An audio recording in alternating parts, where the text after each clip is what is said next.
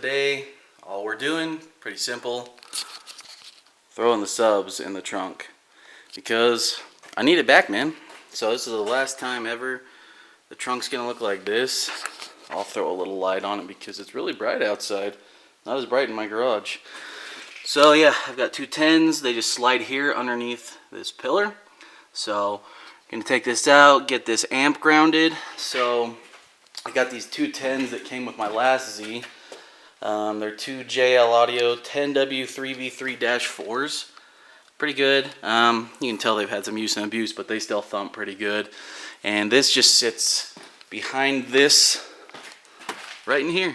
Tucks in that little spot that doesn't get used for anything anyways. So I'm gonna get this ripped out, get all the wires run, get it hooked up to the deck, and then we'll hook it up to the battery, test it, make sure everything's still good to go. So I've already had it hooked up in my last car, so I know everything should be good. So here's the amp I'm running with it too. JL Audio, the, what is that, XD601. So this is a 2 ohm amp, and these are 4 ohm speakers. I'll throw in the overlay right here of how to wire these. Basically, you just hook the one speaker up to the amp, and then just tie the other speaker in to the speaker you have set up already. That's about it, dude. Let's get this sucker set up. Guess I should take the lens cap off. Alright, so we got everything out. I'm going to actually try grounding it. I'm pretty sure this will work. I'm actually going to ground it here. For some reason, it's so dark, man. So I'm going to ground it here. This is an anchor point for a seatbelt. I don't have any kids, so I don't have to worry about using that seatbelt anytime soon. So we're going to use that as our ground. We got the amp in, got the subs in, got all the wiring connected. We got our power, our ground, our remote wire, our RCA wires. And then if we go up inside the car, we've got our remote tied in to a 15 amp fuse. Our RCA plugged into the dash. Let's see if she works.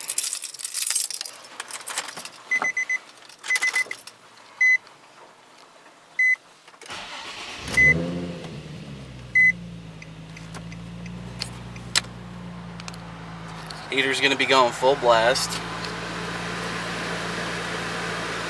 I'm going to have to reset this.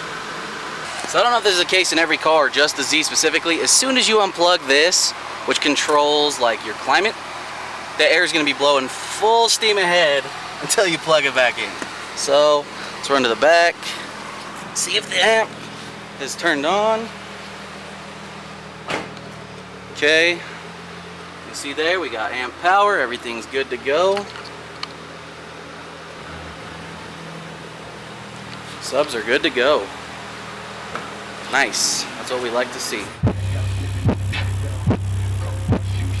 Let's get started on these door handles since the car does not want to open, and it's frustrating having to roll your windows down. So there's about 400,000 videos of how to take these off. Pretty simple.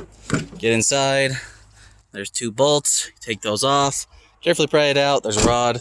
I'm not going to do that. Everybody else has already done that. So let's just make sure this will work. I got the part off Amazon. It's like a $45 part. So hopefully it works. Alright, got both those bolts out, didn't drop them, so I'm sitting on a driveway that's kind of slanted, so I felt like that helped a lot. Just take your time with this bottom one. Top one you don't really have to worry about, but this bottom one, man, that one's the troublemaker. Got the old handle out, new handle right here. You can see this part's actually metal. So we got these little plastic clips that are garbage on every car, but let's see if this will open a little bit better. Alright, here's your moment of truth. Door's closed. Just like that, like a glove. So, I don't know if you're going to be able to see it on camera. You see right past my fingernail in there, a little silver piece. There's a tiny little tab in there. So how you have to put these ones on is you slide the front in first like this, and then you pull it backwards so that little tab is there, and then that's what holds it in place. So that should be a lot better fit, man, because it was super loose and wiggly. Now, like, I haven't even screwed it in yet tight, and it's snug. And the easiest way to test to make sure that your rod still works and everything, when you open this up, there's a little blue, like, kind of nub that the rod fits into. So you got to make sure your door's unlocked. Just push down on that blue nub with the door shut, and it should pop open. Better than new. So let's try and figure out what's wrong with the other side now, because the other side doesn't do anything. So I'm guessing that one of the plastic clips broke. Well, got this passenger door off, and as you can see, typical 350Z things, man. Just stupid plastic braking. Well, unfortunately, the passenger door is shot, so I'm gonna have to order another one of these. The thing that really sucks is, like, this one didn't break until I ordered the driver's side one. Oh, back to Amazon. Throw this back in and be done for the day, because it's getting chilly. That's pretty much it, man. We got the subs back. Thanks for watching. Peace.